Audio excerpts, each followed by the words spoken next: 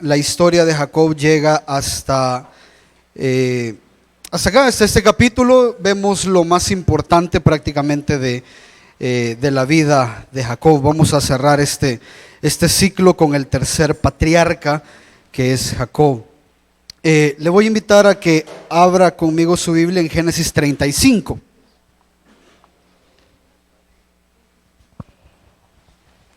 Hermanos, también quiero pedirles sus oraciones porque ya un par de capítulos más y terminamos el libro del Génesis. Entonces estoy haciendo un estudio. A veces una persona me preguntó cómo escogía yo los libros que estábamos estudiando. Yo les decía, en realidad no es nada místico, sino que yo quiero aprender qué es lo que Dios quiere decir de ese libro. Ya, entonces yo quiero aprender, me pongo en oración, Dios confirma que eso es lo que la iglesia debería estar aprendiendo y empezamos a estudiarlo. Entonces el Señor me está consumiendo mucho el corazón por estudiar el libro del Éxodo, ya, porque no podemos dejar la historia del Génesis sin agarrar el Éxodo, siento yo, porque es como que nos quedamos a medias, como que si fuera la película de Avengers sin Infinity War, ¿verdad? Entonces nos quedamos a medias con el desenlace. Entonces es bien importante hacer ese estudio. Génesis 35. Quiero pedirle, hermanos, de que, no sé si ya lo había recordado más de alguna ocasión, pero hágase el hábito de traer un cuaderno, por favor, anote. Es importante que usted entienda que aquí no viene como a un culto católico o a un servicio católico, que solo venimos por venir y escuchamos y ya estuvo. La mente es muy traicionera, la mente es pecaminosa. Adán le pudo poner nombre a todos los animales en un ratito, en un día, pero porque su mente trabajaba al 100%, el suyo y su cerebro y el mío trabajan al 3%, cuando mucho al 4% de capacidad. Entonces todo se nos olvida. Por lo tanto, traiga por favor un cuaderno, anote sus preguntas, las puede ir haciendo. Y veía, estudiando ya hay a las grandes personas que Dios utilizó. Es bien interesante porque lo vamos a ver un poquito el día de hoy. Las grandes personas que Dios utilizó de nuestros tiempos, de nuestros tiempos de 1500 para acá, son personas que siempre llevaron un diario, fíjese. Son los grandes teólogos y las personas que Dios utilizó increíblemente, todas tienen el mínimo común denominador, que todas llevaban un diario. Y en ese diario estas personas iban anotando sus experiencias devocionales que tenían con Dios, sus experiencias a veces de sufrimiento, lo que Dios les iba enseñando, lo que Dios les iba mostrando. Ellos los iban anotando en esos diarios, y hoy en día esos diarios son los devocionales de muchos cristianos. Son devocionales de muchos cristianos. Ahora, yo le motivo porque no es necesario que nosotros... Sí, es importante que aprendamos de los grandes hombres de Dios, pero aprendamos lo bueno. Ellos llevaban un diario. Acostúmbrese a llevar un diario. Yo voy anotando las cosas. Hoy con los celulares es bien fácil. Ahí hay muchas aplicaciones en las que usted puede ir anotando cosas que Dios le va regalando. A veces usted va en el bus, usted va caminando y va reflexionando acerca del sermón, acerca de la soberanía de Dios, acerca de la inmortalidad del cangrejo, y Dios le da una verdad. Y usted dice, puchica, qué bonito, se lo voy a compartir a mi esposo cuando llegue a la casa, y cuando llega se le olvidó. Fíjate que no me acuerdo, algo me había dicho el Señor, pero no me acuerdo cómo es que iba. Ya lo mismo pasa acá, si usted no va anotando, las cosas se olvidan. Entonces, por favor, le recomiendo que lleve un diario. Bien, hermanos, oremos porque se nos va a hacer cortito el tiempo. Padre, nos ponemos en tus manos en esta noche. Bendice tu palabra en nuestros corazones. Bendice, Señor, este momento tan preciado en el cual nos reunimos para adorarte, aprender de tu palabra. Oro, Señor, para que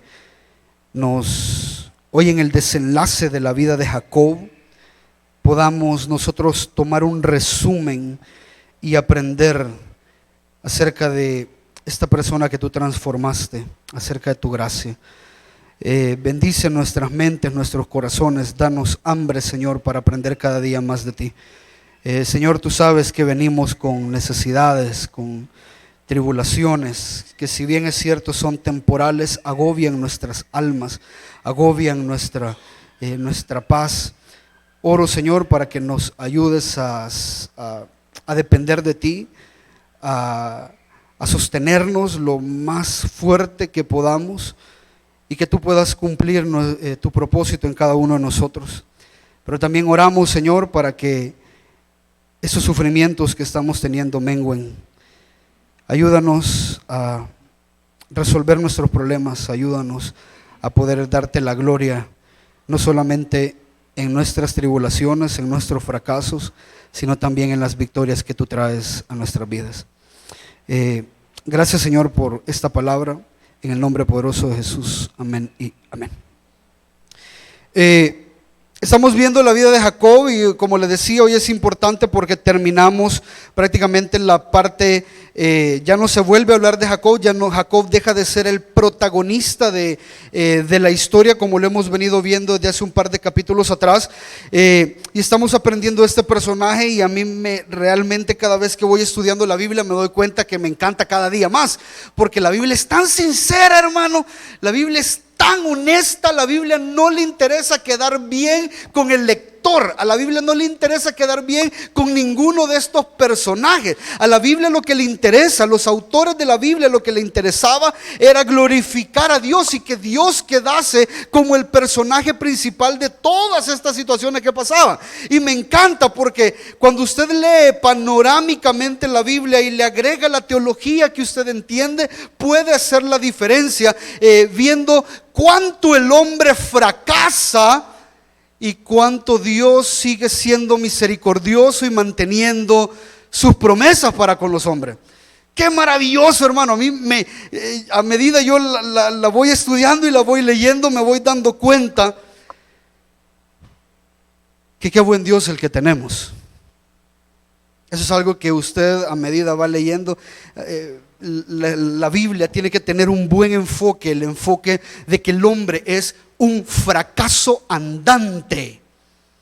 El hombre es un fracaso constante, un fracaso continuo. Él no solamente llama al fracaso, sino que también irradia fracaso, porque es pecador. El hombre es así. Y me encanta, yo no logro concebir cómo es que muchas veces se nos ha predicado acerca de el gran Moisés, del gran líder que es Moisés. Moisés no era líder, Moisés era la peor escoria que podía haber, era un asesino. Que el gran Abraham, y tenemos que ser como el pueblo, como Abraham. No, hermano, si Abraham era de lo peor. Tenemos que ser como David. Sí, ahí hay un montón de pastores que andan en un montón de adulterios, porque como a David se le perdonaron todos los adulterios, entonces a los pastores también se les perdonó. No, eso no es así. Eso es mentira, es una mala teología. Lo que podemos nosotros ver en cada uno de los fracasos de los hombres es cómo necesitamos nosotros de Dios, de su gracia y de su misericordia. Este capítulo me encanta, creo que, bueno, el autor evidentemente es Dios a través de Moisés, y me encanta porque hace un desenlace impresionante de la vida de Jacob. Capítulo 34 que veíamos la semana pasada es un capítulo ausente de Dios. El nombre de Dios no se menciona. Lo único que vemos en el capítulo 34 es que está lleno de lujuria, está lleno de muerte, de engaño, de perversidad, de venganza, de dolor, pero no se menciona el nombre de Dios. Sin embargo, el 35 es tan impresionante porque está lleno de Dios, completamente lleno de Dios. Y es que eso hace un contraste muy importante, un contraste que nosotros tenemos que ver en nuestra vida. Capítulo 34, si se recuerda, Jacob no había querido terminar de llegar a Betel. Jacob se había quedado a escasos 20 kilómetros. A esa distancia estaba Siquem de Betel. Y Jacob se queda en Siquem, le violan a la hija. Cuando le vienen a pedir que se va a casar con la hija, vienen los hijos y responden porque Jacob no tiene los suficientes pantalones como para tomar las riendas del asunto. Sus hijos se vengan de ellos, matan a todos los hombres, se roban todas las cosas. Jacob termina en el capítulo 34 con una hija violada y con hijos asesinos. Así termina el capítulo 34. Y es que cuando nuestra vida está lejos de la voluntad de Dios, no es tan distinta. Nuestra vida no es tan distinta cuando estamos caminando lejos o siendo obedientes a medias, que al final es una desobediencia total. Terminamos igual. Jacob no estaba haciendo nada pecaminoso, pero el pecado de Jacob fue un pecado de omisión. ¿Se recuerdan los que fuimos católicos en alguna vez?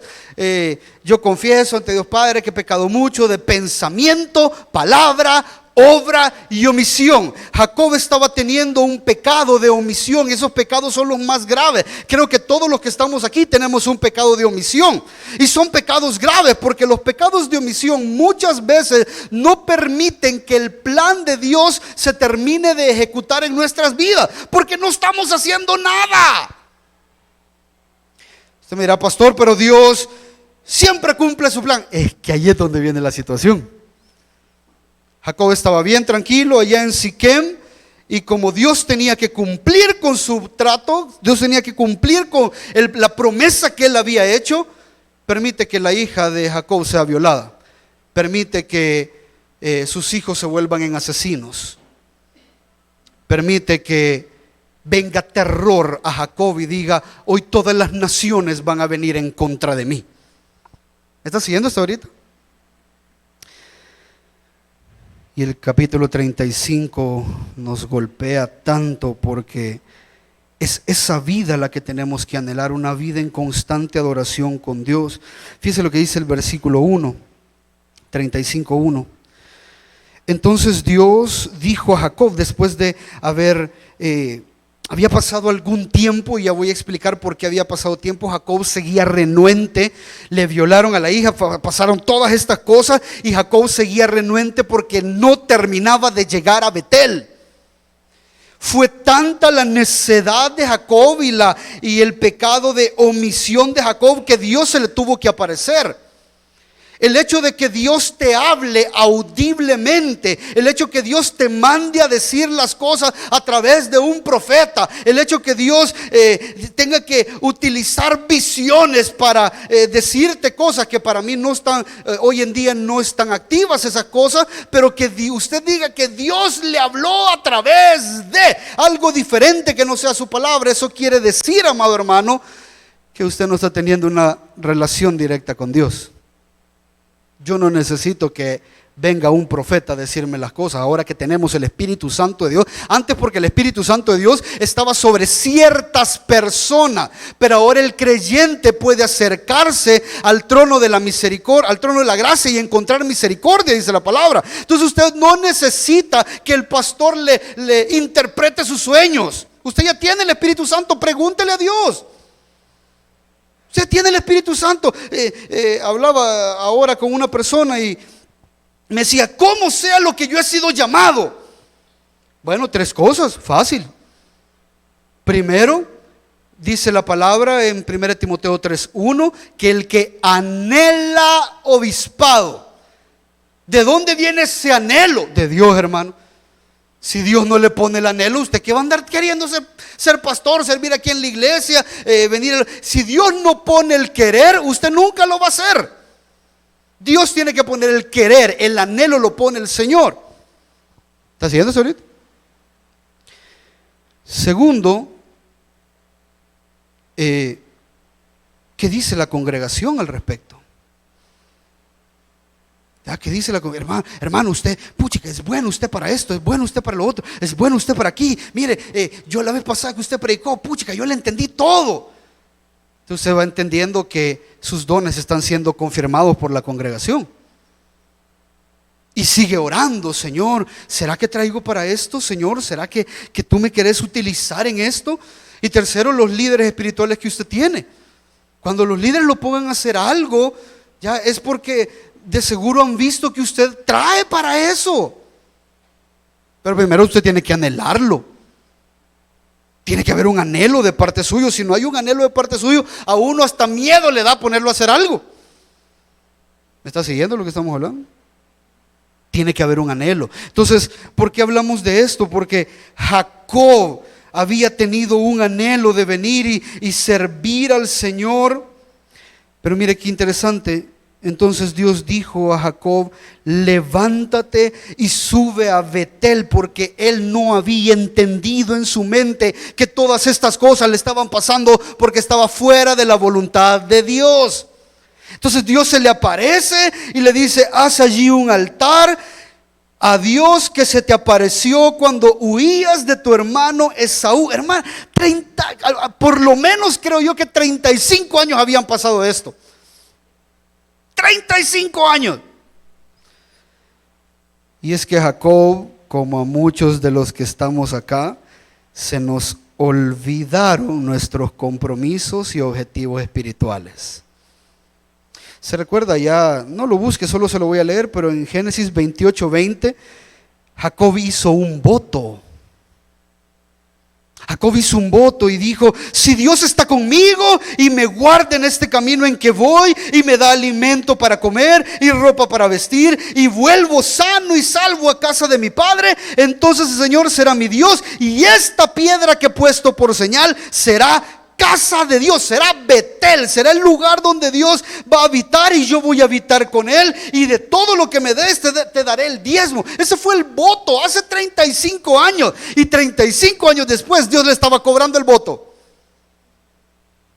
Pero fíjese qué interesante, porque Dios le estaba cobrando el voto solo y exclusivamente porque el voto que Jacob había hecho estaba relacionado con el plan magistral de Dios. Dios ya le había prometido antes de que Jacob se hiciera el voto. Dios le dijo: te voy a traer de regreso a este lugar, no te voy a dejar hasta que termine y te traiga de regreso. Y ahora 20 kilómetros lo separaban y Jacob no quería ir. Se nos olvida muchas veces que hicimos pactos, hicimos votos a la ligera. La Biblia es clara cuando la Biblia dice: no hagan votos a la ligera, porque es como que se estén amarrando una soga al cuello. Dios te lo va a cobrar. ¿Y sabe por qué yo creo que Dios cobra todos los votos? Porque ojo, no los cobra para darle un beneficio a usted. Dios los cobra porque la mayoría de votos que hacemos tienen que ver con nuestra santidad.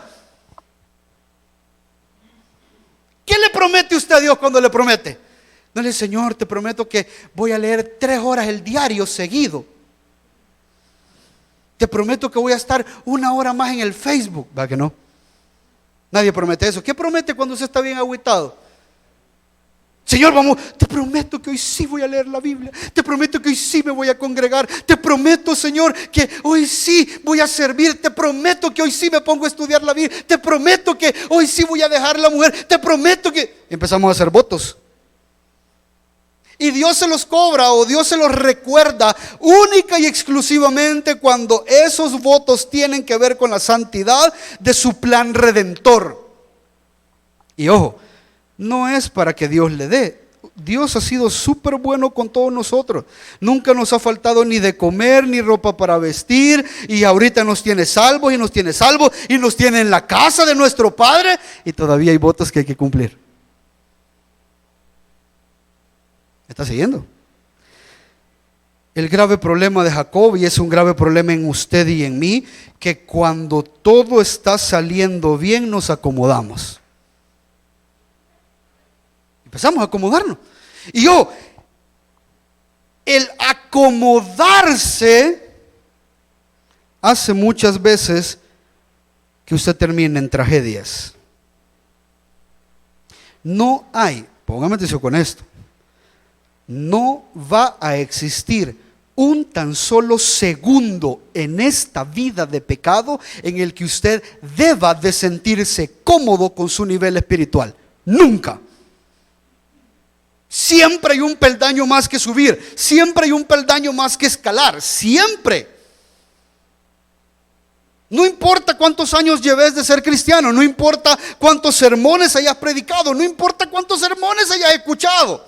Siempre el creyente, mientras esté en este cuerpo de pecado, va a necesitar seguir subiendo escalones que lo lleven a una santidad integral. Y cuando hablamos de santidad no hablo de no pecar, estoy hablando de ser un creyente maduro que reconoce el bien y el mal. Ser un creyente maduro que cuando escoge el bien da gloria al Señor y cuando se va por el mal se arrepiente. De eso estamos hablando.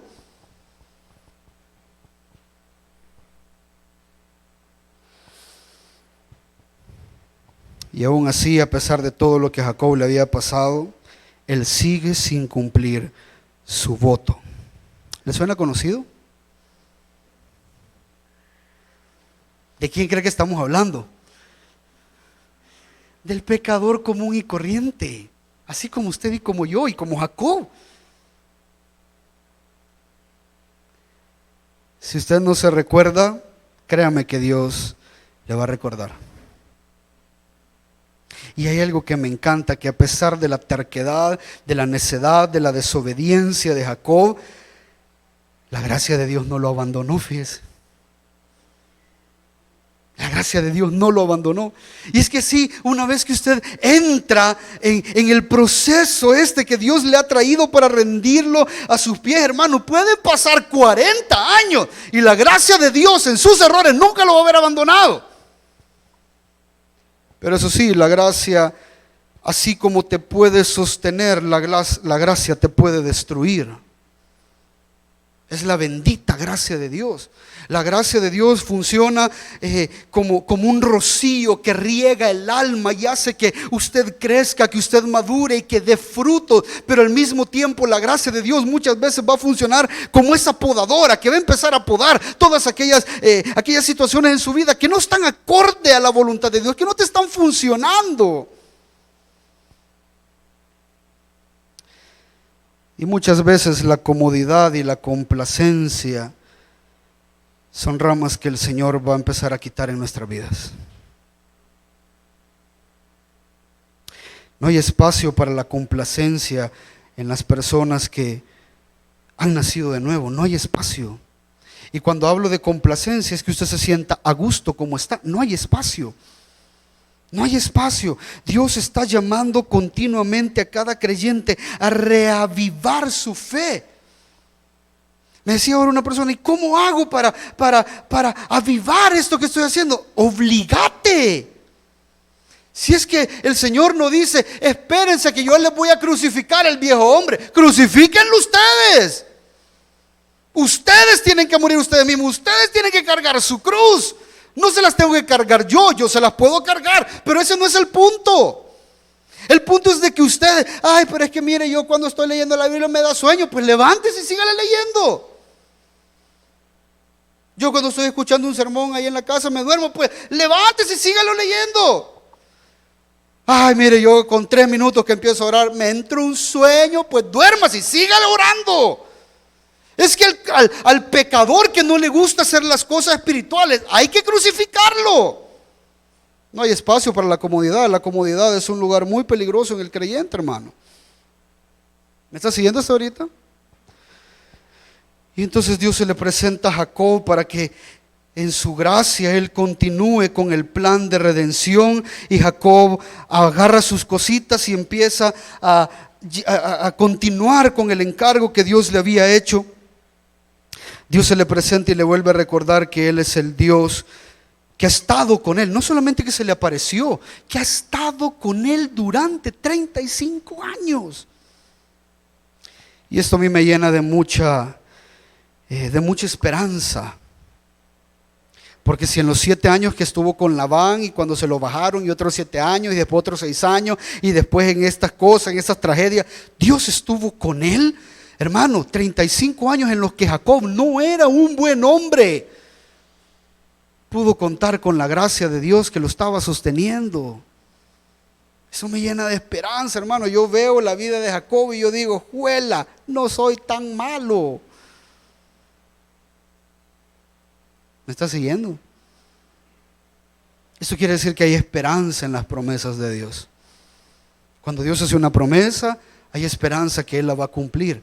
Ahora el punto es, si usted se está volviendo demasiado terco, que esa promesa, en vez de ser, siempre termina siendo una bendición, pero mientras usted entiende que es bendición, ¿cuánto vas a sufrir? Porque Dios va a cumplir su promesa. Él es fiel a su palabra, no a usted, a su palabra, lo que Él ha dicho. Miren lo que dice el versículo 2. Entonces Jacob dijo a los de su casa, ya casi a los últimos días de su vida, toma las riendas de la familia, y gloria a Dios por eso. Jacob dijo a los de su casa y a todos los que estaban con él: quitad los dioses extranjeros que hay entre vosotros. ¿Sabe por qué yo creo que ya había pasado cierta cantidad de tiempo? Porque estos muchachos, si se recuerda, Simeón y Leví habían matado y habían saqueado completamente la ciudad, y dentro de las cosas que saquearon venían los terafines, venían los dioses de este pueblo. Y ojo, el problema no es que los hayan tenido. Usted no se vuelve en un pagano solo porque va a la casa de alguien que tiene una imagen de algún santo ahí colgado. No, yo no viajo porque el aeropuerto se llama San Monseñor Romero. Entonces yo en esas cosas yo no, porque yo sé. No, hermano. Ojo, el grave problema de los ídolos es cuando los ídolos ya están pesando en su corazón. Ese es el problema. Usted me puede decir a mí: ¿cree que me le puede llevar una camándula a mi tía? Yo se la llevo. Yo no voy a agarrar fuego ni me voy a quemar por llevarle la camándula. El problema es cuando ya ando con una camándula y ando, ay, ojalá, Señor, que ya se vuelven mis lugares de confort, mis lugares de confianza. Y eso no pasa de la noche a la mañana. Estas personas que no habían tenido dioses, sino que siempre habían creído en la bondad del Señor, ahora se habían desviado y estaban adorando dioses extranjeros. Pero aquí la gran pregunta: ¿y dónde estaba Jacob, hermano? A mí, yo no soy padre, evidentemente, pero a veces me dan tantas ganas de decirle cosas a los papás. Ay, sí, mire que este muchacho viene bolo. Ay, yo ya le dije, pero no hace caso.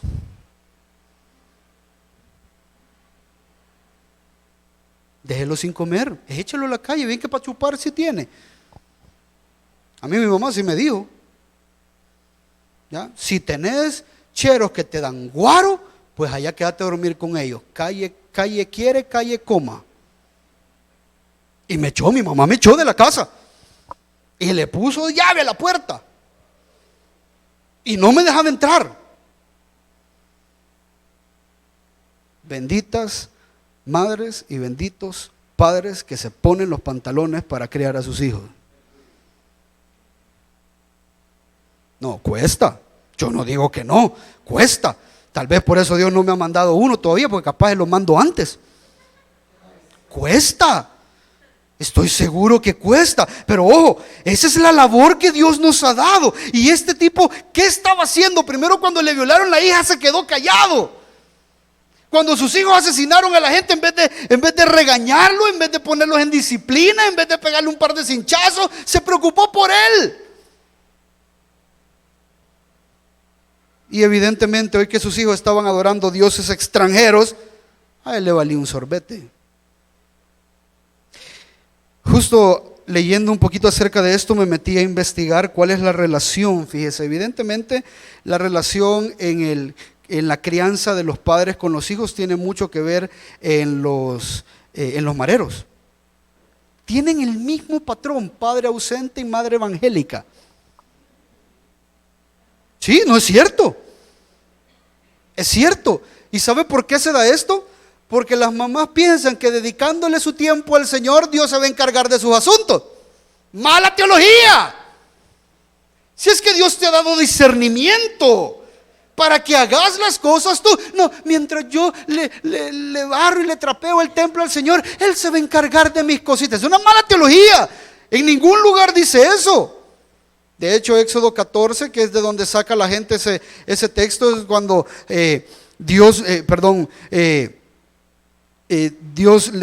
Moisés le dice al pueblo: quédense tranquilos y no hagan nada y van a ver las maravillas que Dios hará con el pueblo. Estaban a punto de cruzar el Mar Rojo. Dice, ustedes quédense tranquilos, quédense callados, no hagan nada. Éxodo 14:14 creo que es. Y entonces viene Dios y le contesta a Moisés y le dice, ¿por qué claman a mí? Es que ahí está la teología, hasta ahí llega, no hagan nada, no hagan nada. Pero el versículo siguiente, justo el versículo siguiente dice, ¿por qué claman a mí? Decirle al pueblo que marche, decirle al pueblo que camine. ¿Qué están esperando? Que yo los teletransporte. Claro, yo lo puedo hacer, pero ¿y qué están haciendo ustedes? ¿Me está siguiendo lo que estamos hablando?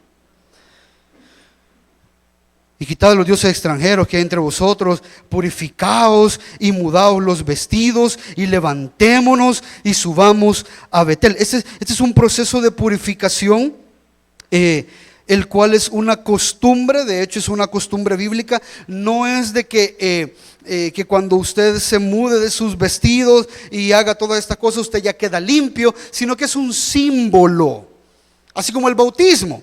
Ya nosotros lo bautizamos a usted y los últimos que se fueron bautizando y el agua ya estaba como tierrosa, ¿se fijó? No, si es cierto. Yo lo atribuyo no a su limpieza o a su higiene, sino que las camisas estaban despidiendo tinta, pero ya no estaba clarita el agua. Ahora el punto no es si usted se bañó en un agua revuelta o qué. El punto es de que hay un símbolo externo de algo que sucedió en lo interno. Entonces Jacob les estaba diciendo, señores, es importante que ustedes abandonen estos dioses y se purifiquen. Y como símbolo de esto, muden sus vestidos, van a cambiarse, van a abandonar las cosas y nos vamos a levantar y vamos a subir a Betel. Póngame atención con lo que le voy a explicar. Jacob entendía que un compromiso con Dios, que un cambio, Jacob entendía que un arrepentimiento llevaba implícitas ciertas acciones. Nadie puede decir, yo estoy arrepentido, sí, de verdad hoy, Señor. Sí, entonces que se te note. Empezá a hacer las cosas que ya Dios te dijo. No se trata de, Dios conoce mi corazón. Sí, yo sé, Dios conoce tu corazón, pero al mismo tiempo no existe un arrepentimiento que no lleve implícito una acción de cambio. Por eso nos bautizamos. Nos bautizamos como un símbolo de que algo ya cambió en lo interno. Y ahora nos bautizamos, nos limpiamos para demostrarle a la gente. No es que el agua nos limpia, pero estamos demostrando a la gente que hay un cambio de nosotros que nosotros tenemos que hacer.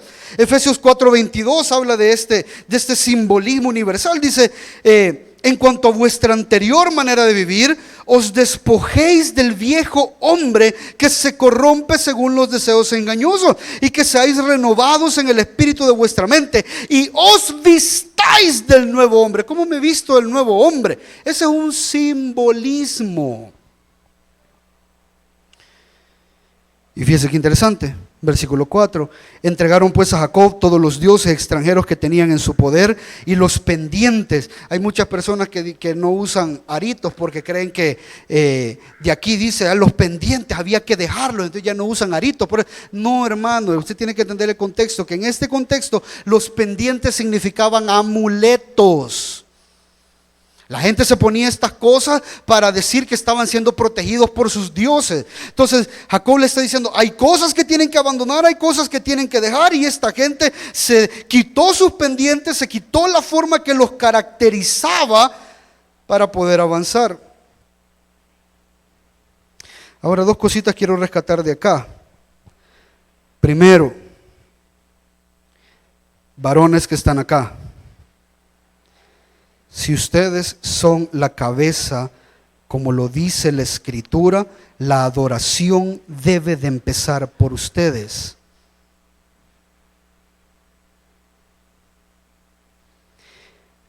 No quiero dar un modelo antibíblico, pero si el hombre no está siendo la cabeza, que está siendo el sacerdote y dirigiendo a la familia a adorar a Dios como lo hizo Jacob acá, La cabeza tiene que ser sustituida. Y no por otro hombre. No, no estoy hablando por otro hombre. Pero muchas veces hay primogénitos que ya tienen la edad. Y ni modo. Estamos mal. Mi esposo no quiere nada con Dios. Mi esposo no responde. Mi esposo no resulta. Pero eso no va a hacer de que mi familia no adore al Señor. Y lastimosamente allí, por los pecados, la pecaminosidad de la sociedad y de la gente, es necesario que hayan mujeres que reemplacen la cabeza de los hombres. ¿Me está siguiendo? Necesario. Mi padre no fue una buena cabeza. Y yo doy, no es el modelo bíblico, no es que le estoy diciendo a usted que así tiene que ser, y que las mujeres son luchonas y que las mujeres, pero si eso es lo que toca, si lo que toca es apartar la cabeza que no está funcionando, entonces reemplacémosla. Mientras criamos a nuestros hijos para que adoren al Señor. Pastor, usted me está diciendo que nosotros no valen. Por supuesto que valen, les estoy dando la responsabilidad. Ustedes son los primeros, los hombres son los que tienen que dar el ejemplo. ¿Cuándo se empezó a mover la familia? Cuando Jacob se paró. Mientras Jacob no se paró, nadie hacía nada. Y se empezaron a perder. Los padres ausentes distorsionan las familias. Si usted ama a sus hijos, quédese en su casa, hermano. Cámbiese, transfórmese. Pídale al Señor que le permita amar y ver a su esposa como lo mejor que jamás haya visto en su vida. Porque si no, usted es una de las razones por las cuales la sociedad se está perdiendo. Los padres ausentes están, así como aquí, como Jacob, los hijos se perdieron totalmente porque Jacob, a pesar de que estaba en la casa, estaba ausente. ¿Me está siguiendo lo que estamos hablando? Y segundo, algunas veces, mejor dicho, todas las veces, reencaminarnos a una adoración genuina requerirá cambios. Así como esta gente cambió de sus aritos y cambió sus ropas y cambió todas estas cosas, también va a requerir cambios de usted. Muchas veces cambios de familia. Y no hablo del núcleo familiar, hablo de tu familia que te estorba para seguir a Cristo. Tus primos, tus tíos, tus cuñados con los que salís a chupar y todo eso, no te están abonando en nada. Tienes que cambiar. Muchas veces vas a tener que cambiar amistades. Pero me voy a quedar sin nada. Bueno, ¿querés seguir a Cristo? O de eso vamos a hablar el domingo. ¿Ya? Una genuina adoración requiere muchas veces cambios y cambios drásticos. Muchas veces incluso Dios va a querer que te cambies de ubicación. Muchas veces incluso Dios va a querer que cambies a tus hijos de colegio. Muchas veces incluso Dios va a querer que te cambies de iglesia.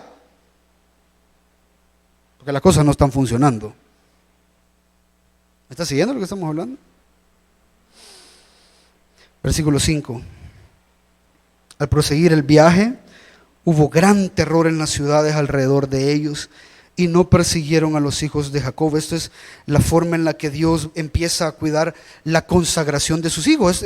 Esta familia se consagró a llegar y culminar a ir a Betel. Por eso mucha gente tiene miedo de cómo Dios va a proveer en el camino. Y si Dios no hace, si Dios aquí, si Dios allá. Hermano, relájese, tranquilo.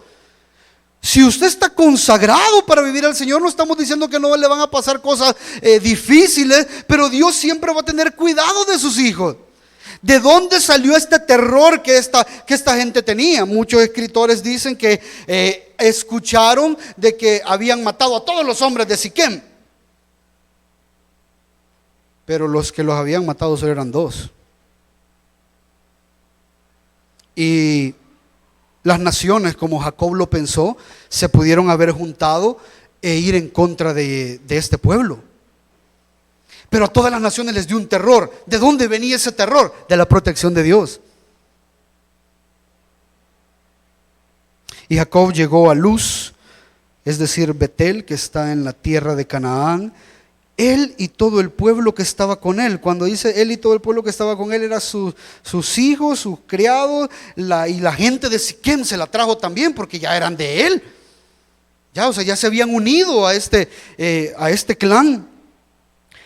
Y edificó allí un altar y llamó el lugar El Betel. El Betel quiere decir la casa de Dios, porque allí Dios se le había manifestado cuando huía de su hermano. Fíjense qué interesante, Jacob adora allí y se recuerda que ese es el lugar donde una vez hizo votos y ahora los estaba cumpliendo. Hay una gran satisfacción al cumplir las cosas que Dios nos ha mandado hacer a nosotros. Rapidito, porque si no, no termino. Versículo 8. Y murió Débora, nodriza de Rebeca. Esta mujer no había aparecido desde que Rebeca, la mamá de Jacob, había salido de Padán Aram. Se recuerda que un siervo de Abraham la había ido a buscar. Entonces cuando ella viene, se trae a la nodriza. ¿Cuánto tiempo había pasado, hermano? Como 80 años. Pero al parecer, esto es mi especulación, al parecer como estaba muy cerca Jacob de Betel, donde ellos vivían, creo yo que Débora se había pasado a servir a Jacob. Y es que Jacob era el niño bonito de la muchacha que ella cuidaba. Débora era la nana de Rebeca, y el hijo favorito de Rebeca era Jacob. Y después de 35 años de no ver a Jacob, Jacob estaba a 20 kilómetros. Lo más seguro es que Débora se había ido con él, pero ahora Débora muere. Yo creo que esto fue de mucho dolor para Jacob, tanto que dice ahí que fue sepultada al pie de Betel, debajo de la encina, y esta fue llamada Alon Bakut, que quiere decir el encinar del lamento, donde vamos y lloramos. A Jacob le dolió mucho esta pérdida, y me encanta esto porque fíjese, no crea, hermano, de que porque usted ya empezó a hacer las cosas bien para Dios, la muerte no va a golpear. No crea que todo va a estar bien. La muerte va a golpear, las enfermedades van a golpear, las crisis van a golpear, la escasez va a golpear, pero eso no quiere decir de que usted no está haciendo lo que Dios le ha mandado hacer. Usted tiene que entender que todo esto es parte de un proceso, y la mayoría de comentaristas, y yo estoy de acuerdo, dicen de que estas muertes que ya vamos a ver acá hacen referencia a que los periodos estaban terminando ya. Mira lo que dice el 9. Y Dios se apareció de nuevo a Jacob cuando volvió de Padán Aram y lo bendijo. Y Dios le dijo: tu nombre es Jacob, no te llamarás más Jacob, sino que tu nombre será Israel. Pastor, pero eso ya se lo había dicho antes, ya le había cambiado el nombre. ¿Por qué se lo vuelve a recordar o a cambiar ahora otra vez? Porque ahora ya lo estaba haciendo de manera oficial en la tierra prometida. ¿Te acordás, Jacob, que te dije que iba a hacer algo que te iba a cambiar? Y ahora estamos en el mismo lugar de hace 35 años. Y hoy puedo decir que tu nombre ya no es el engañador, ya no es el mentiroso. Ahora tu nombre es aquel que soporta las transformaciones que Dios trae a su vida. Sos Israel, aquel que lucha con Dios y prevalece. Y ojo, no prevaleció en su fortaleza, se recuerda que prevaleció en su debilidad. Dios lo quebrantó y lo debilitó, y Jacob ahí está todavía dentro de los planes de Dios. Y ahora este nombre se hace oficial en la tierra prometida a tal grado que desde entonces a la nación se le llama Israel. ¿Me está siguiendo lo que estamos hablando? Pastor, ¿qué es lo importante de todo esto? Que Dios cumple sus promesas. No importa cuánto se va a tardar, pero Dios cumple su promesa. Una de las razones por las que usted y yo no vemos lo que Dios está haciendo es porque lo queremos para allá, lo queremos para ahorita. Imagínese si yo le diría: hermano, Dios va a cumplir la promesa que Él tiene en usted dentro de 35 años. 35, pastor. Y yo que lo esperaba para Semana Santa.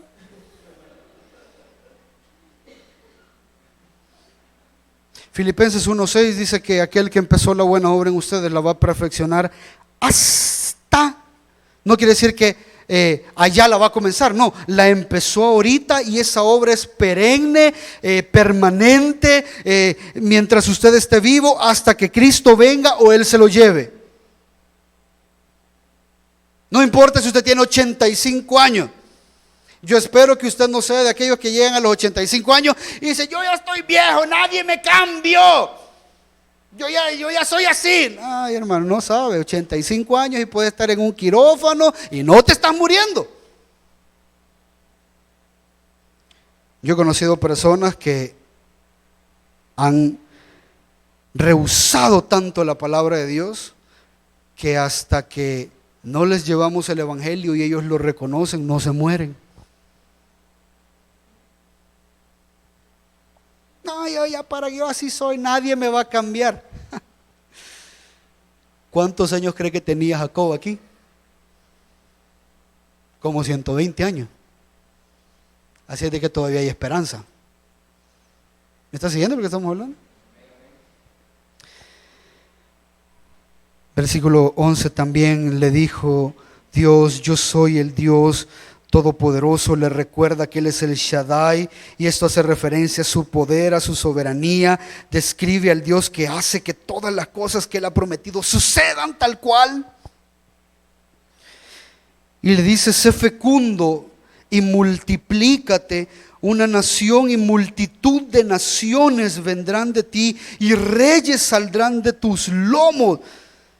Esa es una promesa un poco extraña, porque este tipo que había sido nómada y había andado de un lado para otro trabajando para otras personas, Dios le promete que de su descendencia iban a venir reyes. ¿Y sabe cuáles son los reyes? David, Salomón y Jesucristo. Y la promesa se cumple. Sigue leyendo conmigo rapidito. Y la tierra que di a Abraham y a Isaac, a ti te daré, y daré la tierra a tu descendencia después de ti. Entonces Dios subió de su lado en lugar donde había hablado con él, y Jacob erigió un pilar en el lugar donde había hablado con él, un pilar de piedra, y derramó sobre él una libación. También derramó sobre él aceite, y Jacob le puso el nombre de Betel al lugar donde Dios había hablado con él. Fíjese qué interesante, le voy a explicar algo aquí rapidito. Jacob hace un pilar como un recordatorio, no es que estaba adorando el pilar, ya, sino que hace un pilar para recordarse que ese fue el lugar donde una vez Dios le hizo la promesa, donde él hizo un voto, y ahora que Dios lo trae de regreso al mismo lugar 35 años después, ahora él hace una ofrenda de aceite y de libación. Mucha gente dice que la ofrenda de libación es más aceite. Yo no creo que sea aceite, yo creo que es vino, ¿ya? No sé si usted alguna vez ha escuchado vulgarmente: hey, vamos a libar, ¿no? Y eso no quiere decir ir a tomar aceite, ¿no? Quiere decir ir a tomar alcohol, ¿ya? Entonces hace una ofrenda. Evidentemente el vino bien utilizado, lo hemos dicho en varias ocasiones, nosotros no somos abstemios, ¿ya? Usted puede tomarse una copa de vino si usted no es alcohólico. Ya la Biblia le da esa libertad para que usted la utilice, pero si hay hermanos que todavía están tiernos en la fe, no lo haga. Y si es un pecado que a usted lo tiene esclavizado: yo he sido alcohólico y yo no puedo vivir sin el alcohol, y hoy que ya vengo a Cristo, ¡ay, qué chivo! Aquí nos dan permiso de tomar vino. No, Señor, eso lo va a volver a esclavizar a usted. Entonces absténgase de todo aquello que lo puede esclavizar. Sin embargo, aquí Jacob estaba tan contento que hace una ofrenda de libación, y pareciera que no es así, y le voy a explicar rapidito ahorita. Pareciera que se le había olvidado que ya le había puesto Betel a ese lugar. Allá en Génesis 28 le dice: este lugar es Betel porque aquí es donde Dios habita. Y ahora 35 años después que regresa dice: este lugar le voy a poner Betel porque es el lugar donde Dios habló conmigo, es la casa de Dios. Fíjense qué interesante que lo voy a explicar. Por eso son importantes los diarios. Por eso es importante que usted vaya registrando cada una de las enseñanzas que usted va aprendiendo. Porque si bien es cierto, las enseñanzas que usted está aprendiendo hoy, nosotros creemos acá en la iglesia que Dios es un tan buen maestro que lo que usted aprendió, la esencia de lo que aprendió hoy, Dios no se tarda ni 72 horas en que usted lo ponga en práctica. Dios es un buen maestro. Dios es un tan buen maestro que le enseña la teoría y inmediatamente lo pone que usted haga las cosas. Ahora bien, póngame atención. Las verdades que usted está aprendiendo hoy acá en la iglesia y las está llevando a la práctica, le aseguro que con el pasar de los años, con las subidas y las bajadas, con los fracasos y las victorias, con los pecados, las derrotas, las luchas y todo esto que usted va acumulando a lo largo de los años, se va a dar cuenta que estas verdades van tomando un significado mucho más profundo en cada uno de nosotros. La soberanía de Dios que usted está aprendiendo hoy, yo le aseguro que no va a ser el mismo entendimiento, pero más profundo y más amplio dentro de 10 años, cuando hayan venido enfermedades, cuando hayan venido muertes, cuando hayan venido decepciones, cuando hayan venido fracasos. Jacob no conocía al Dios de Israel y dijo: este es el lugar donde yo he visto a Dios. Pero 35 años después hoy estaba volviendo y dice: este lugar verdaderamente es de Dios. Una cosa es entender la teología y otra cosa es que la teología controle mi vida. Son dos cosas muy diferentes. Son dos cosas muy distintas y yo creo que Jacob entiende esto. Jacob entiende que ese es un momento en el cual su entendimiento, valga la redundancia, de Dios es mucho más profundo y mucho más extenso que hace 35 años. Sigue siendo el mismo Dios. Sigue siendo el mismo Dios. Por eso, ahora hablaba con un hermano también. Y le decía: yo oro, y de verdad lo oro. Esa es mi oración. Yo oro que ahorita que estás pasando esta situación muy difícil, de mucha incertidumbre, que estás aferrado a lo que entendés que es la soberanía de Dios, dentro de 35 años, dentro de 30 años, dentro de 40 años, que permanezcamos en el Evangelio y estemos viejos, podamos entender desde una perspectiva mucho más profunda, mucho más extensa esta situación que estás pasando ahorita. Ahorita no lo vas a entender. Ahorita simplemente te toca confiar y aferrarte, y Dios es bueno y esto es lo que Dios quiere para mí, y esta es la transformación que Dios está haciendo y me está doliendo. Pero cuando la transformación se da y pasan muchos años, la misma verdad ya está marcada en el corazón. ¿Sí me agarra la idea? Entonces yo creo que la victoria del cristiano es permanecer lo suficiente para que estas teologías estén tatuadas en nuestro corazón, no solo en nuestra mente. No solo en nuestra mente. En nuestra mente usted puede creer que Dios es soberano, que Dios es providencia, que Dios aquí, que Dios allá, pero solo a través de los años esas cosas se vuelven su manera de vivir. ¿Está siguiendo? Y agradece a Dios automáticamente. Eso es lo que estaba haciendo Jacob. Jacob adora al Señor porque ahora Dios ya no solo era una idea, ahora era su motivo de ser.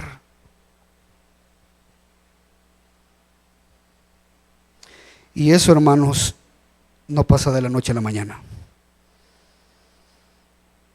Eso no es el producto de 3 vigilias.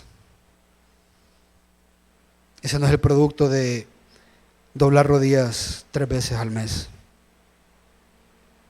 Ese es el producto de cuando Dios te destruye, te quebranta y te vuelve a ser una persona completamente nueva. Este es Jacob ahora.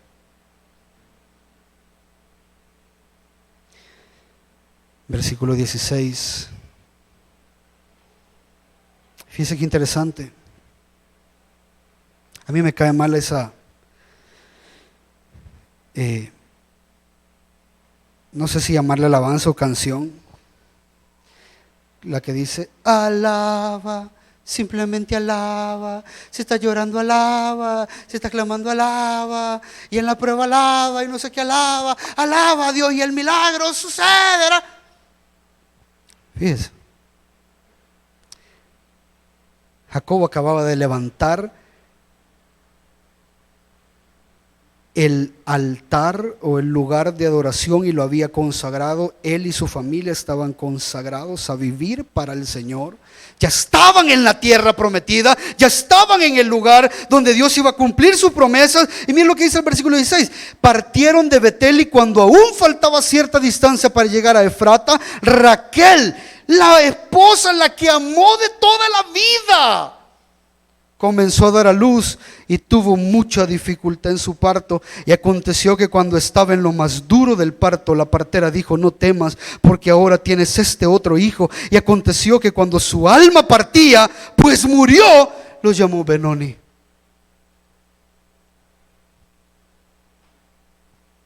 ¿Cuántos no maldecirían a Dios en este momento? Si te estoy adorando, si me has traído, yo estaba bien allá, porque ahora que todo iba bien, si ahora que estoy obedeciendo, ¿por qué no te llevaste a Lea?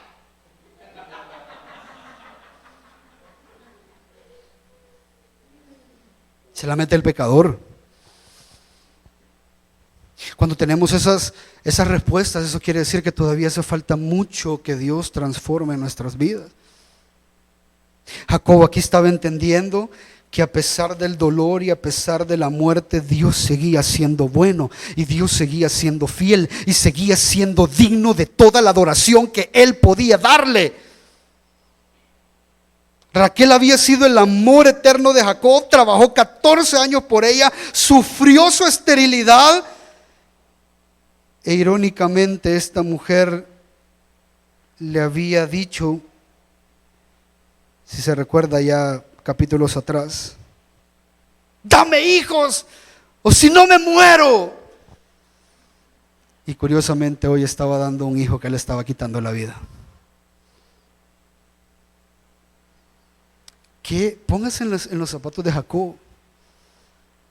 O sea, ¿qué siente usted en momentos como esos? ¿Qué siente en momentos que usted entiende que Dios lo ha traído por un proceso y ahora que usted está obedeciendo y que llega a la tierra prometida, que es lo que muchos pastores ofrecen, la tierra prometida, y arrebate la tierra prometida y las promesas de Dios y ya vamos a llegar a la tierra prometida? ¿Quiere llegar usted a la tierra prometida sabiendo que este va a ser el resultado?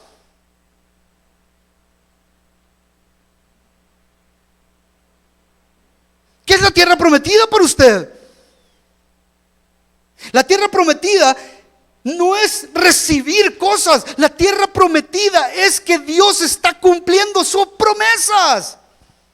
Si nosotros logramos llegar, que para nosotros la tierra prometida no es Israel tal cual, la tierra prometida es el descanso eterno con Dios. Y si usted está seguro que va para allá, está dispuesto a sufrir todo lo que el camino conlleva.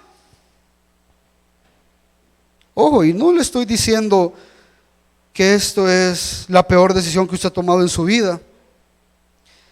Ayer lo hablábamos con unas hermanas y les decía: en este mundo que es de sufrimiento, todos sufrimos. El punto es que si usted está sufriendo con propósito, porque la gente que está afuera también está sufriendo. A la gente que está afuera también se le muere gente. Y ahora que usted hace el esfuerzo y dice: hoy sí me voy a portar bien, hoy sí voy a dejar la movida, hoy sí voy a cambiar y me voy a congregar. Entonces usted espera que Dios diga: de veras, qué bueno, vaya pues, entonces ahora todo te va a salir bien. No, Dios quiere saber si esas decisiones que estás tomando son genuinas.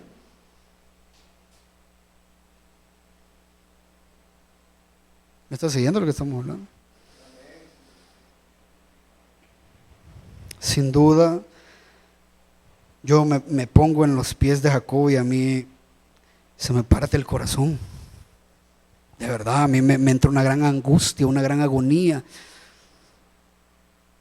de saber que Dios está regalando un hijo de la mujer que tanto amas, pero así como Él viene a la vida, se está llevando a la mujer que amas. Y estás en la tierra prometida, estás en la iglesia, estás obedeciendo al Señor en lo que podás, has purificado al pueblo, estás haciendo las cosas bien. ¿Por qué Dios tiene que ser así? Y ojo, no tengo respuesta para esto. Solo sé y entiendo que así como la gracia de Dios te puede sostener en tus momentos de mayor debilidad, también te puede destruir en tus momentos de mayor orgullo. Pero eso es bueno. Eso es maravilloso. ¿Sabe por qué es bueno y por qué es maravilloso? Porque esto nos recuerda que Dios sigue trabajando en nosotros. Hablaba con Daniela hoy en la mañana y me decía que ella había estado hablando con una amiga y la amiga tiene miedo de venir a la iglesia porque no quiere que Dios la castigue. ¿Ya? Entonces me dice Daniela, ¿qué le digo? Le digo, si Dios te castiga, alégrate. Hebreos dice que Dios al que toma por hijo lo disciplina. Si Dios no te está disciplinando, ni tan siquiera a lo mejor sos salvo. Por eso Pedro, miles de años después, dice, hermanos, no se asombren cuando un fuego de prueba venga sobre ustedes, como que si algo extraño acontece. No, mejor entiendan que lo que están pasando, lo están pasando porque Dios está haciendo algo en sus vidas. Mi labor, hermano, no es decirle que usted no va a sufrir. Mi labor es decirle que si usted, creyendo y adorando al Señor, está sufriendo, es porque un propósito tiene Dios para su vida. Eso es lo que la Escritura dice. Versículo 22. Y aconteció que mientras Israel moraba en aquella tierra, Rubén fue y se acostó con Bilha. Se le muere la esposa y el hijo le pone los cuernos con la concubina, o al revés, la concubina le pone los cuernos con el hijo. E Israel lo supo, y los hijos de Jacob fueron 12, hijos de Lea, Rubén el primogénito de Jacob, después Simeón, Leví, Judá, Isaacar, Zabulón, hijos de Raquel, José y Benjamín, hijos de Bilha, sierva de Raquel, Dan y Neftalí, hijos de Silpa, sierva de Lea, Gad y Aser. Y estos son los hijos de Jacob que le nacieron en Padán Aram. ¿Sabe por qué creo yo, así en resumidas cuentas, que Rubén se acostó con la concubina de su padre? Porque Jacob no había sido un buen padre para Rubén. Y ojo, a pesar, muchos de nosotros creemos, y a veces esa es la mentira que nos dan, venga Cristo y ya todos sus pecados, pasados, presentes y futuros, van a ser borrados. Eso es verdad, pero las consecuencias no. Las consecuencias muchas veces, si Dios tiene misericordia, las va a menguar o las va a hacer desaparecer, pero muchas veces seguimos viviendo con las consecuencias. Si usted anduvo en una vida desordenada, ya Dios va a perdonar su vida, pero van a haber estragos que van a quedar. Si usted crió mal a sus hijos y ahora 20 años después, 25 años después, usted aparece como el papá cristiano que aquí vengo y vamos a tratar de arreglar las cosas. No espere que sus hijos lo amen. No espere que lo respeten. No espere tratar de educar a un hijo de 25 años cuando estuviste ausente tanto tiempo.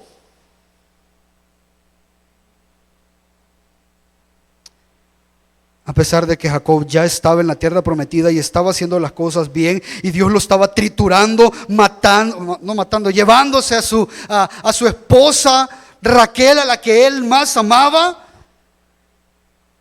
Dios también permitió que el fruto de pecados pasados reventaran hoy en la tierra prometida, haciendo la voluntad de Dios. Pastor, ¿por qué me está hablando de esto? Me está dando miedo, ya no me dan ganas de ser cristiano. No, lo que le estoy diciendo es que usted tiene que estar listo para todas estas cosas, porque Satanás ocupa, estos son los dardos que Satanás ocupa para que usted se aparte de Dios. Oh, chica, no, hombre, si mejor nos íbamos cuando estábamos en el mundo. Todo fue que nos viniéramos a la iglesia y pues calamidad tras calamidad. Pues sí, pero antes ibas para el infierno. La gran diferencia. Antes no reflejabas la gloria de Dios, antes que te encantaban tus pecados, erais hijos de vuestro padre el diablo, dice la palabra. Y por más que usted, ay Señor, iba todo bolo, ay Señor, que no me pase nada, que no me pare la chota, que no hay que no. En realidad quien hacía que no te parara la chota, la policía, era Satanás mismo. Para que siguieras chupando, para que siguieras en tus desórdenes, para que te siguieras hundiendo más. Eso es lo que Satanás hace. Dios no te hace eso. Dios te disciplina y te saca y te quebranta y te vuelve a hacer. Ese es el amor de un padre. ¿Me está siguiendo lo que estamos hablando? Versículo 17, terminamos rapidito. Jacob fue a su padre Isaac en Mamre de Kiriat Arba, es decir, Hebrón, donde había residido Abraham e Isaac, y vivió Isaac 180 años, y expiró Isaac y murió. Llegó al entierro de su padre. ¿Qué tal esa vida como cristiano? ¿Qué tal si usted sale a evangelizar con esta historia? ¿Cuántas almas cree que ganamos, hermano? Hermano, mire, le prometo que usted va a tener la vida de Jacob, el patriarca de Israel.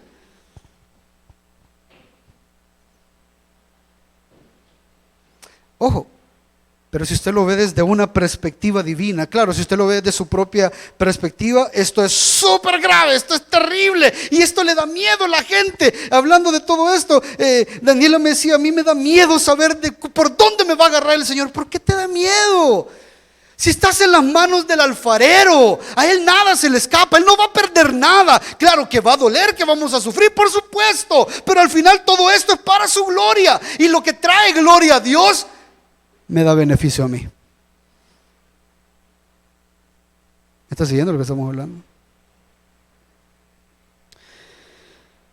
El personaje principal de la vida de Jacob no es Jacob, es Dios.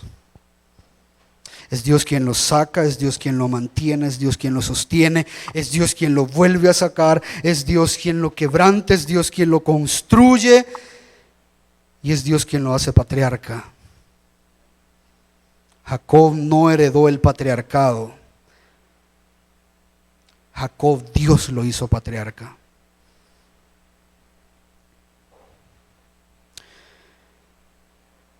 Y así como Jacob, todos los escogidos de una forma o de otra, vamos a ver su gracia triunfando sobre nuestras faltas. Por eso me encanta la vida de Jacob. Jacob terminó en victoria. ¿Cómo va a ser victoria, pastor? Se le murió el papá, se le murió la esposa, los hijos vendieron a uno de sus hijos, terminaron mal, pastor, terminaron mal. No, terminaron justamente en el plan que Dios tenía para ellos. Terminó bien.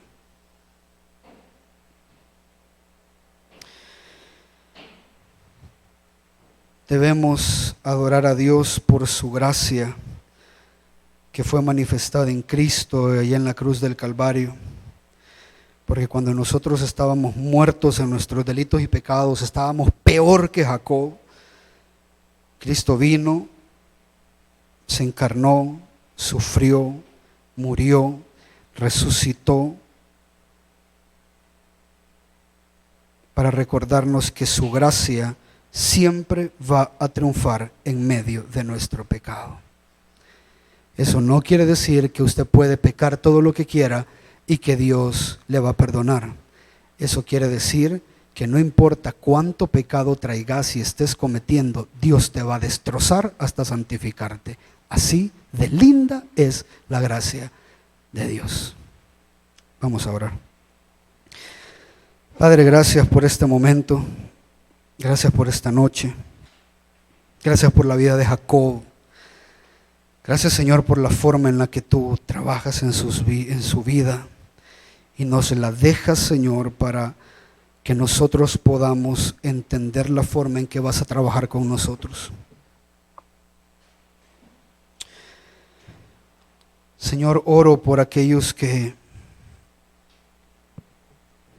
son escogidos, por aquellos que son llamados a llevar a cabo un plan de redención en sus vidas.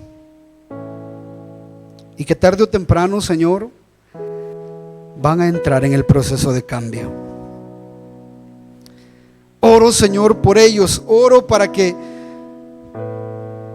no los sueltes. Sé que tu palabra dice que todo el que el Padre te da vendrá a ti. De lo que Dios, el Padre, pone en tus manos, tú no vas a perder nada.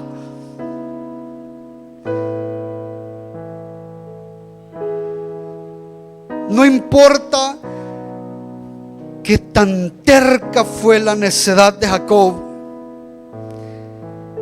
importó que tu gracia fue suficiente para transformarlo, para llevar a cabo tu plan con fidelidad.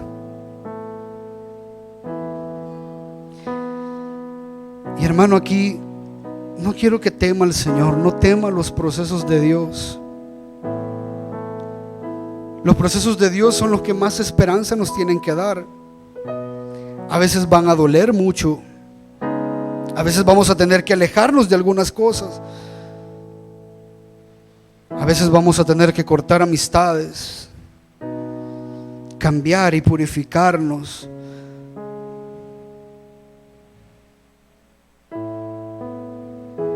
Pero no hay nada como poder llegar al final de nuestros días y poder decir: he peleado la buena batalla, he corrido la carrera, he guardado mi fe. Y cuando usted guarda su fe, no quiere decir que usted lo hizo todo, quiere decir que esa es la evidencia de que Dios siempre trabajó en su vida. Por eso, Señor, hay cosas que podemos aprender de Jacob y hay cosas que debemos desechar de él. Pero si algo debemos aprender es que a pesar de su terquedad y de su necedad, a pesar de no hacer las cosas de manera inmediata, a pesar de obedecerte a medias, siempre estuvo dispuesto a sufrir, siempre estuvo dispuesto a cumplir con tu plan. Y esto no porque lo haya querido, sino porque tú pusiste en su corazón el deseo. Por eso, Señor, hoy oro por aquellos que están pasando necesidad, por aquellos que están pasando alguna angustia, por aquellos que tienen que tomar una decisión,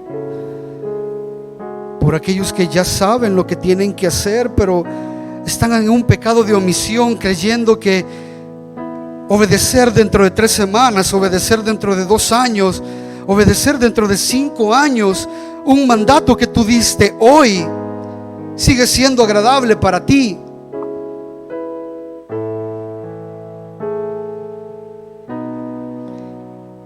Oro, Señor, por aquellos que están pasando por enfermedades. De manera especial oro por la abuelita de nuestro hermano Byron. Está muy mal de salud. Y por todos los que aquí están atravesando alguna enfermedad. Señor, nuestra oración es que tú les sanes.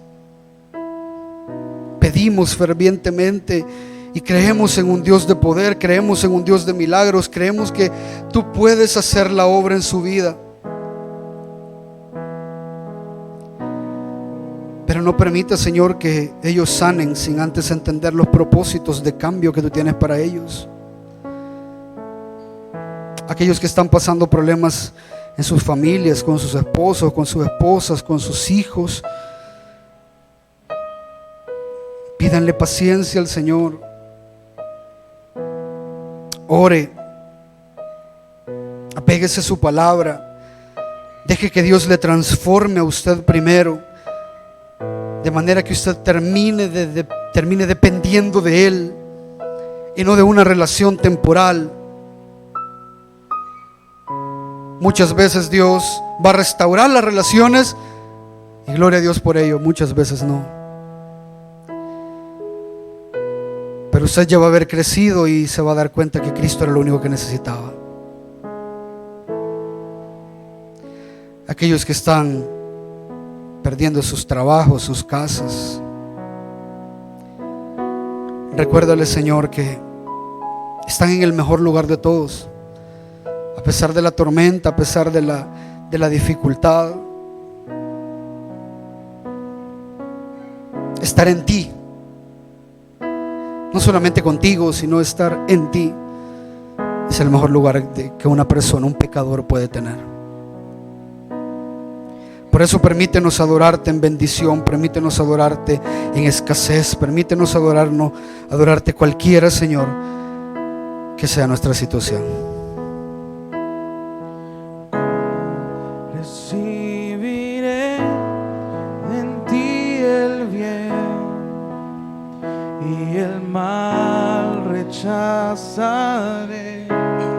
Si sé que tú eres Señor, soberano y justo, como he de alabarte en bendición y olvidarte en el dolor.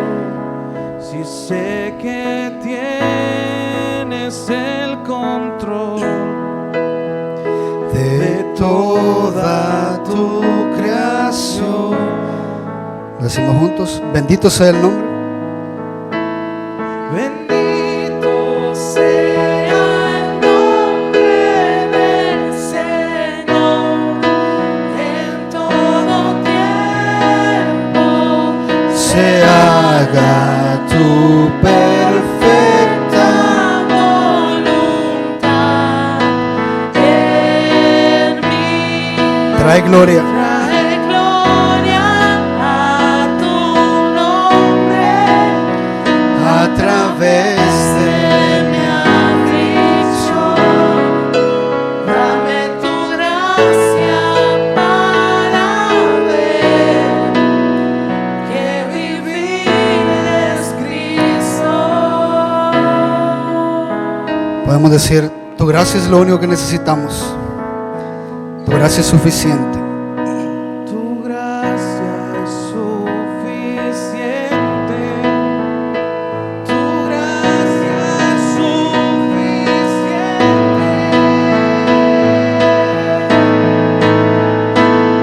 Bendito sea el nombre del Señor en todo tiempo.